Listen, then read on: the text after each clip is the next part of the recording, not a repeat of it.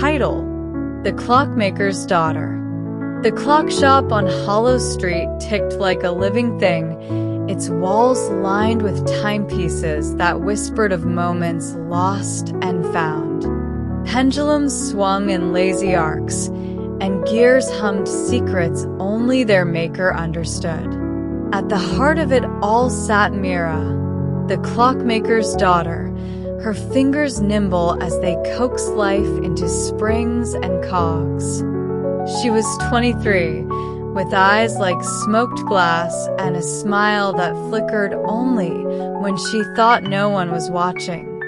Her father, Gideon, had been gone a year now, taken by a fever that cared nothing for his genius. The shop was hers alone, a legacy of brass and wood that weighed heavier than she'd expected.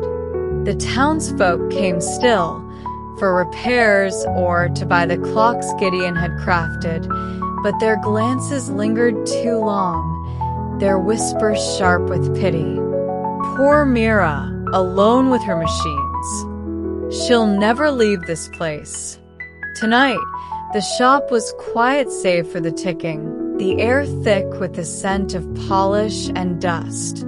Mira worked late, as she often did, bent over a pocket watch that had refused to wake for decades.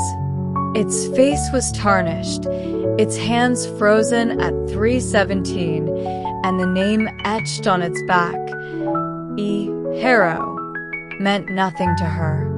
Yet something about it called to her, a puzzle that felt like a dare. She pried open the case, her tools glinting in the lamplight. Inside, the gears were still but not rusted. Strange, for a watch so old. She nudged a spring, and it trembled, as if startled.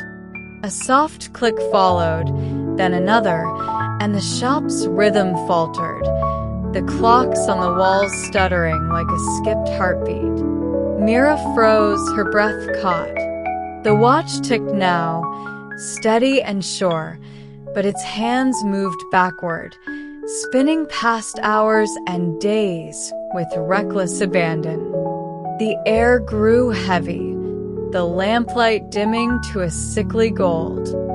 She stood, clutching the watch, and noticed the shop's door was ajar, though she'd locked it hours ago. Beyond it, Hollow Street was wrong. Cobblestones gleamed wet under a moon too full, and the gas lamps flickered like eyes. A figure stood there, shadowed but familiar, her father's coat hanging loose on a frame too slight to be his. "Mira," the figure said, her voice a chime of memory. It was a girl, no older than Mira herself, with hair like spun copper and a face she knew but couldn't place. "You woke it. Who are you?"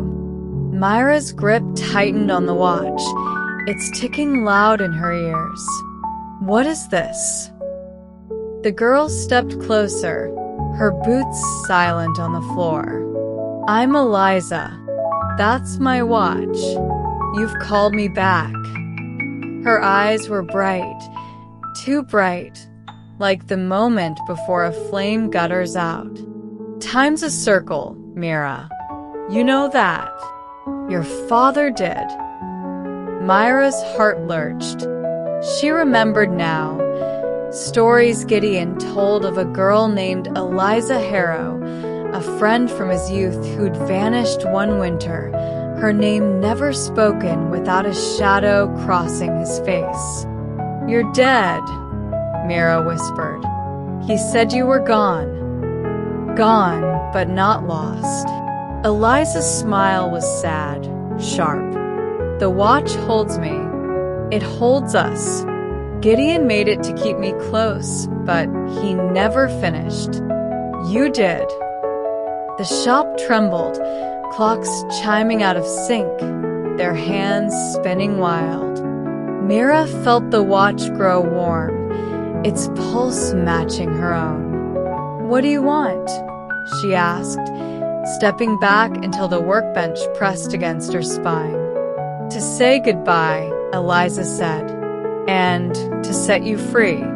You're trapped here, Mira," ticking away in his shadow. "Let me go, and you can live." Tears stung Myra's eyes. She saw her father's hands, worn and precise, guiding hers over gears. She saw herself, night after night, pouring her heart into the shop, afraid to leave because it was all she had of him. The watch burned now, its ticking a demand. She could smash it, break the circle, but what would it cost? Eliza reached out, her touch cold as frost. "Choose," she whispered. Myra's fingers shook as she opened the watch again. One twist, one snap, and the ticking stopped. The shop fell silent, the clock still. Eliza's form wavered, then dissolved, her smile lingering like a promise. The street outside was just a street again, dull and ordinary under the dawn's first light. Mira stood alone, the watch heavy in her palm. She set it down, its hands still at 3:17, and unlocked the shop door. The air was crisp, the world wide.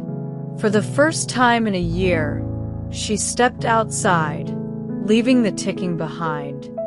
Thank you, amazing viewers. We're so grateful to you for listening to our story videos on English through stories.